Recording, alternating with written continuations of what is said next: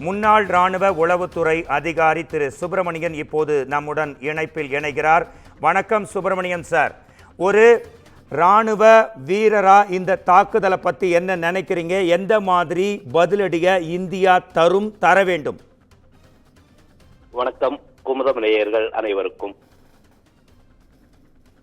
நம்ம தமிழ்ல ஒரு பழமொழி சொல்லுவாங்க, குழந்தையை கிள்ளிட்டு தொட்டிலே ஆட்டி விட்ட மாதிரி. இப்போது பாகிஸ்தானோட நிலைமையும் அதே தானுங்க. இந்த நடந்த சம்பவங்களுக்கெல்லாம் முதல் முக்கிய காரணம் என்னன்னா, கடந்த வாரம் பாகிஸ்தானில் இருக்கிற வெளிநாடு வாழ் பாகிஸ்தானியரோட ஒரு கன்வென்ஷன் ஒன்று நடந்தது. அந்த கன்வென்ஷன்ல பாகிஸ்தானோட ஆர்மி சீஃப் ஜெனரல் அசிஃப் முனீர் ஒரு ஸ்டேட்மெண்ட் ஒன்று கொடுக்குறாரு. அந்த ஸ்டேட்மெண்ட்ல காஷ்மீர் அவர் என்ன சொல்றாருன்னா, Kashmir is jugular point of Pakistan, அதாவது ஜுகுலர் வெயின் ஆஃப் பாகிஸ்தான், நம்ம கழுத்தோட நரம்பு காஷ்மீர்னு சொன்னாரு. அதுக்கப்புறம் அவரோட ஸ்பீச்ல பார்த்துச்சுன்னா, அவர் அதே அந்த வெளிநாடு வாழ் பாகிஸ்தானியர்கிட்ட என்ன சொல்றாருன்னா, நீங்க குழந்தைகளுக்கு, உங்க ஊர் குழந்தைகள் ஹிஸ்டரி சொல்லி கொடுங்க, நம்மளோட நாடு பிரிவினைவாதம் எப்படி நடந்தது, மத அடிப்படையில் எப்படி நடந்தது, அதுல அவங்களுக்கும் நம்மளுக்கும் எந்த ஒரு பொருத்தமும் கிடையாது.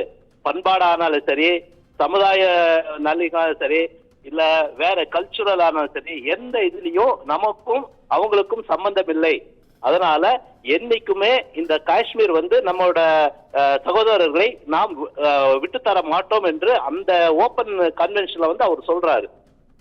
அதுக்கப்புறம் 2 நாளுக்கு அப்புறம் இந்த லஷ்கர் தொய்பாவோட செகண்ட் இன் கமாண்ட் காலித், அவரோட தலைமையில இயங்குற த ரெசிஸ்டன்ட் ஃப்ரண்ட், அந்த அமைப்புல ஒரு பப்ளிக் மீட்டிங்ல அவர் சொல்றாரு, இந்த டைம் வந்திருக்குது, இந்தியாவில நம்ம இஸ்லாம் மக்கள் வக்ஃப் போர்டு பத்தி அவங்க இப்ப பெரிய பிரச்சனை கிளப்பிட்டு இருக்காங்க. இந்த டைம்ல நம்ம அந்த இடத்துல நம்ம காஷ்மீர் மக்களுக்காகவும் நம்ம இஸ்லாம் மக்களுக்காகவும் நாம இருக்கோம்னு அங்க அந்த இடத்துல நம்ம காமிக்கணும். அதுக்கு தகுந்த மாதிரி நம்மளோட பிளான் இருக்கணும்னு அவரு அந்த இடத்துல பேசுறாரு. அதுக்கப்புறம் இதோட நெக்ஸ்ட் என்ன நடக்குதுன்னா, அந்த காலிதோட அடுத்த குரூப், அதாவது hit and run group squad, அந்த ஸ்குவாட் என்ன பண்றாங்கன்னா, இந்த பிளான் எக்ஸிக்யூட் பண்றாங்க. இந்த எல்லா பிளானும் இனிஷியலா பாகிஸ்தானோட ISI ஹெட் குவார்டர்ல இருந்து, ராவல்பிண்டியில இருந்து இது ஸ்டார்ட் ஆகுது. அங்க இருந்து ஸ்டார்ட் ஆன அந்த இது அந்த ஷெரீப் அஜீஸ், அதுக்கப்புறம் இந்த காலித், அதுக்கப்புறம் மூசா, இவங்க எல்லாமே அதுல ஒரு நாடகக்காரர்களா இருந்து இந்த இதை கிரியேட் பண்றாங்க. அதுவும் எந்த நேரத்துல பண்றாங்கன்னா, நம்மளோட பிரதான் மந்திரி அவர்கள் சவுதி அரேபியாவில் ஒரு மிக முக்கியமான கூட்டத்திற்காக போறாரு, வெளிநாடு பயணத்துக்காக போறாரு. நம்மளோட பினான்ஸ் மினிஸ்டர் USA இருக்காங்க. அதல்லாம நம்மளோட தேசத்துக்கு அமெரிக்காவோட துணை ஜனாதிபதி JD Vance வந்திருக்காரு. அவரோட குடும்பத்தோடு வந்திருக்காரு. இது எல்லாத்தையும் ஒன்னா பார்க்கும்போது இவங்களோட மனசுல ஒன்னே ஒண்ணு என்னன்னா, டார்கெட் கில்லிங். எப்படி ஈஸியா இதை ஒரு உலக அளவுல ஹைலைட் பண்ண முடியும், பெரிய அளவுல கொண்டு போக முடியும்னு வெரி பிளான்டா கால்குலேட்டிவா செஞ்ச இது ஒரு ஷட்யந்திரம். இந்த இதுக்கு நம்ம பிரதம மந்திரி அவருடைய பயணத்தை பாதியிலேயே விட்டுட்டு வந்தாரு. அதே மாதிரி பினான்ஸ் மினிஸ்டர் பாதியிலேயே விட்டுட்டு வந்தாரு. அதல்லாம இந்தியாவோட ஹிஸ்டரியிலேயே நடந்த ஒரு சில மணி நேரத்து இது நடந்தது மத்தியானம் 14:50, அதாவது 2:50 நடந்தது. கிட்டத்தட்ட 1 மணி நேரம் நடந்தது. அதுக்கப்புறம் 6 மணிக்கு அளவுல இந்தியாவோட உள்துறை அமைச்சர் அங்க போய் சேர்றாரு. அவரு அந்த ஸ்டாக் அனலைஸ் பண்றாரு. அதுக்கப்புறம் அவங்க சீஃப் மினிஸ்டர், லெப்டினன்ட் கவர்னரோட மீட்டிங் நடக்குது.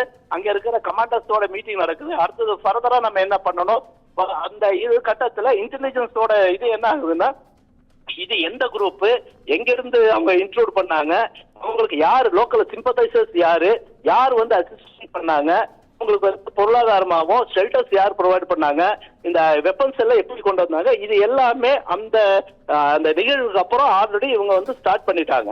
சார், இந்த விஷயத்தெல்லாம் சார் நீங்களும் ஒரு இன்டெலிஜென்ஸ் டிபார்ட்மெண்ட் ஒரு உயர் அதிகாரி, இந்த விஷயத்தெல்லாம் இந்த தாக்குதல் நடக்கிறதுக்கு முன்னாடியே உளவுத்துறை கண்டுபிடிச்சிருக்கணுமா? என்ன மாதிரியான ப்ராசஸ் சார் இருக்கும்? கடைசி கேள்வி சார். அது மட்டும் இல்ல சார், பின் லேடன் பாகிஸ்தான்ல இல்லை அப்படின்னு தொடர்ந்து பாகிஸ்தான் சொல்லி வந்த டைம்ல யுஎஸ் வந்து தோராபோரா இடத்துல, அதாவது பாகிஸ்தானோட ராணுவ முகாம், பெரிய முகாம் அமைஞ்சிருக்க பக்கத்திலேயே பின் லேடன் இருந்தார்.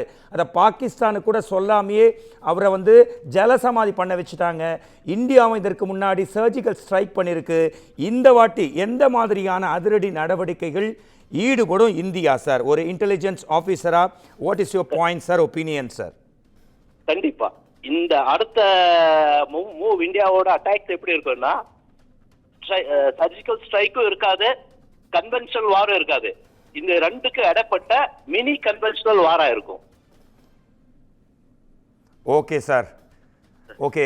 நிச்சயமா இந்த மாதிரி ஒரு பயங்கரவாத தாக்குதலுக்கு ஒரு பதிலடி இந்தியா சார்பில் அனைவரும் நாம் ஒன்று திரண்டு இந்தியா சார்பாக கொடுப்போம். நன்றி. நன்றி சார், நன்றி. ரொம்ப நன்றி. தேங்க்யூ.